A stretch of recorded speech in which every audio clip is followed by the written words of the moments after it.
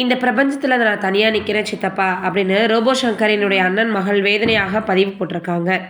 அது ரொம்பவே பார்க்குறவர்களுக்கு மிகப்பெரிய அளவில் வந்து பார்த்திங்கன்னா இப்போ சோகத்தை வெளிப்படுத்தி வந்துட்டுருக்கு. சின்ன திரையில் பயணத்தை தொடங்கி வெள்ளித்திரையில் நடிகனாக கலக்கிய ரோபோ சங்கர் அவர்களுடைய மறைவு எல்லோருக்குமே மிகப்பெரிய அளவில் வேதனையை கொடுத்துருந்துச்சு. இந்த சூழ்நிலையில் இப்போது ரோபோ சங்கர் அவர்களினுடைய அண்ணன் மகளும் சில ரொம்ப அவங்களுடைய உருக்கமான பதிவு ஒன்று போட்டிருக்கிறாங்க.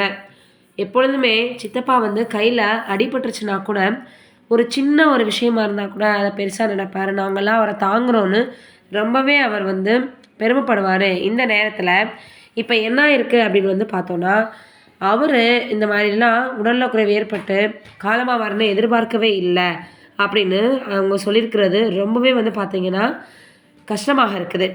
இந்த பிரபஞ்சத்தில் நான் தனியாக நிற்கிறேன் சித்தப்பா அப்படின்னும் உன் நினைவுகள், புன்னகை, முத்தங்கள், அன்பான வார்த்தைகள் இல்லாமல், இந்த காதல் இல்லாமல் நான் பூஜ்யமாக போயிடுவேன். அவள் தனியாக பேசிக்கிட்டு இருக்க, அவகிட்ட பேசு. என் வீடு உன் நினைவுகள், உடல் தொடுதலாலும் உன் நினைவுகளை இழந்த கைகளாலும் நிறைந்திருக்கிறது. என் கடைசி மூச்சு வரை நீ என் இதயத்தில் இருப்பாய் அப்படின்னு அவங்க இப்போ போட்டிருக்கக்கூடிய பதிவு ஒரு புகைப்படத்தை பகிர்ந்திருக்கிறாங்க சமூக வலைதளங்களில். அது இப்போ ரொம்பவே வைரலாக பரவி வந்துட்டுருக்கு. பார்க்கக்கூடிய எல்லோருக்குமே இது ரொம்பவே வேதனையாக தான் இருக்குது. ஏன்னா அந்தளவுக்கு ஒரு நல்ல நடிகராக நல்ல மனிதராக வலம் வந்தவர் இப்படி திடீர்னு வந்து பார்த்திங்கன்னா உடல்நலக்குறைவு காரணமாக காலமாவார்னு யாரும் எதிர்பார்க்கல.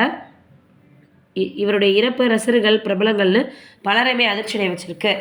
இவரை பிரிந்து இவரது குடும்பத்தினர் தவித்து வரக்கூடிய நிலையில் இவருடைய அண்ணன் மகள் ரோபோ சங்கருடன் இருக்கும் புகைப்படங்களை வெளியிட்டு வேதனையை தெரிவிச்சிருக்கிறாங்க.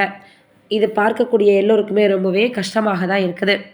என்னதான் நம்ம எவ்வளவோ முயற்சிகள் செஞ்சாலும் ஒரு நேரத்தில் நம்ம எப்போவோ செஞ்ச விஷயங்கள் நம்மளை வந்து எதிர்பாராத நேரத்தில் பாதிக்கும் அப்படின்றதான் உண்மை. நீங்கள் என்ன நினைக்கிறீங்க இதை பற்றி அப்படின்றத மறக்காமல் கீழே இருக்கக்கூடிய கமெண்ட்டில் சொல்லுங்கள்.